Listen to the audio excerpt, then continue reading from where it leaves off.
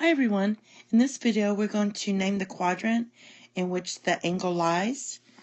The main thing you need to know is your 4 quadrants, quadrant 1, 2, 3, and 4, and you should already know the x and y is positive in quadrant 1, they're both negative in quadrant 3, and they're flipped in quadrant 2 and 4.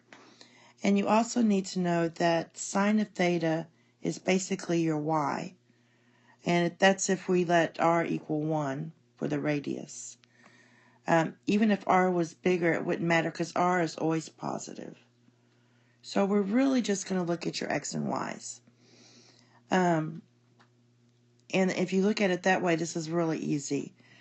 We do know that tan and cotan are positive. So why did I switch this?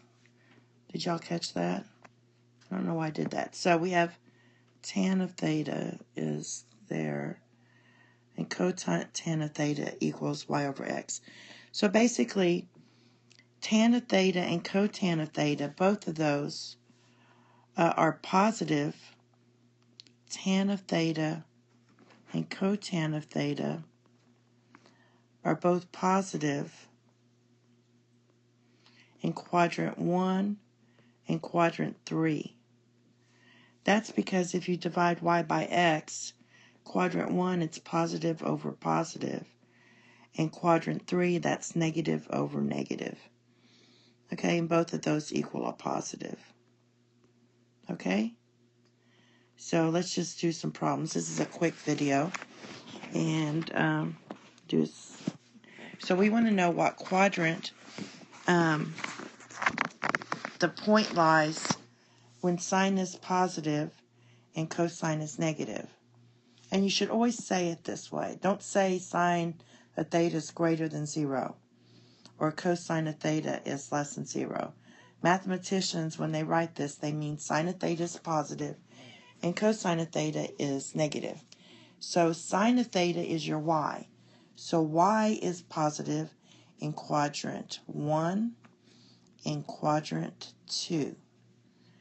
Cosine of theta is negative in quadrant 2 and quadrant 3.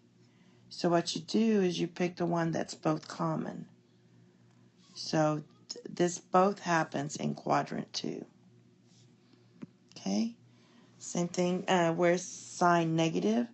Sine is negative, that means y is negative in quadrant 3 and quadrant 4. Cosine, which means x is positive. X is positive in quadrant 1 and quadrant 4. So the one common to both of those is quadrant 4. Next one, sine is negative, and so y is quadrant negative, quadrant 3 and quadrant 4. Tan is negative in quadrant 2 and quadrant 4. Remember, tan is y over x. So in quadrant 2, that would be positive over negative, which equals a negative. In quadrant 4, it would be negative over a positive, which still equals a negative. Okay, so what's common to both of these? Quadrant 4. So our answer is quadrant 4.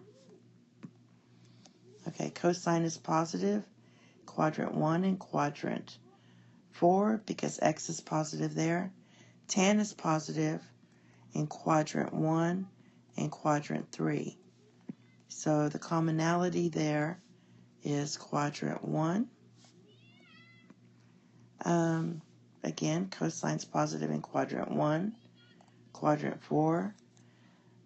Tan is negative in quadrant 2 and quadrant 4.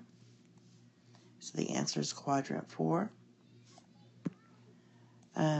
Negative, cosine's negative in quadrant 2 and quadrant 3, whereby tan is positive quadrant 1 and quadrant 3. They both have quadrant 3 in common, so that's the answer. Secant, now secant is 1 over x.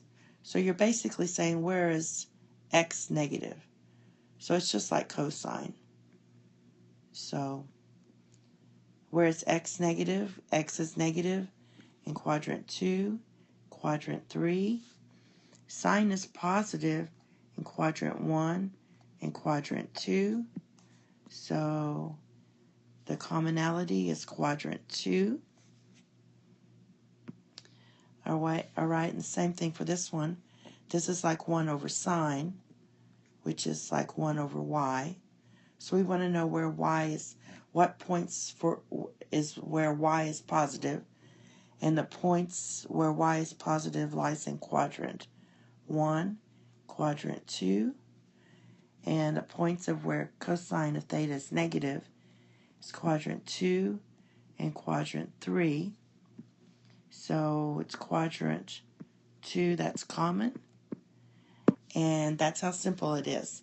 Thank you and have a nice day. Bye-bye.